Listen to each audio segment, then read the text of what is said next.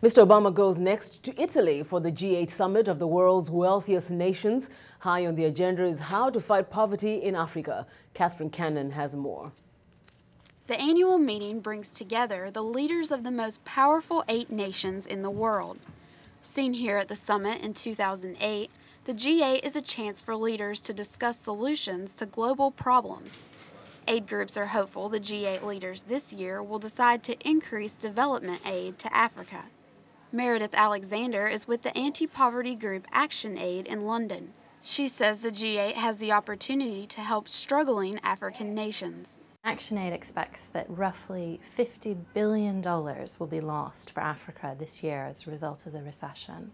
But then things like climate change, growing crisis of hunger, still older issues like HIV/AIDS and education, all of these things together are problems for Africa, and it's great to see that the G8 is actually taking these issues seriously this year.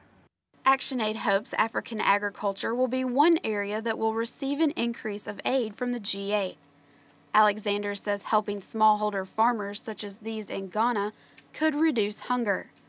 But she says the G8 has a history of making empty promises. We think that the G8 leaders really should be putting their money where their mouth is, and that responsibility is first and foremost to the host, Italy. But a recent report released by the international aid organization, WON, says the upcoming summit host, Italy, is not pulling its weight.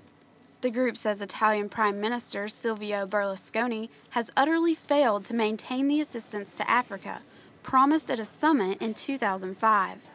WON's Europe director, Oliver Buston.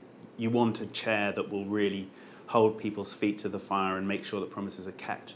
And he's not in a very credible position to do that at the moment.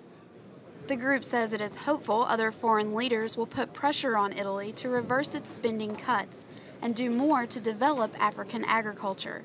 It's a basic thing about keeping promises.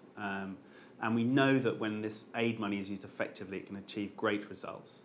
These G8 countries have made promises to the poorest people on the planet. They've got to keep them. WON says African countries have only received 1/3 of the aid promised by the G8 in 2005. But it and other advocacy groups hope leaders at this year's summit will be aware of the need to do more. Catherine Cannon, VOA News, London.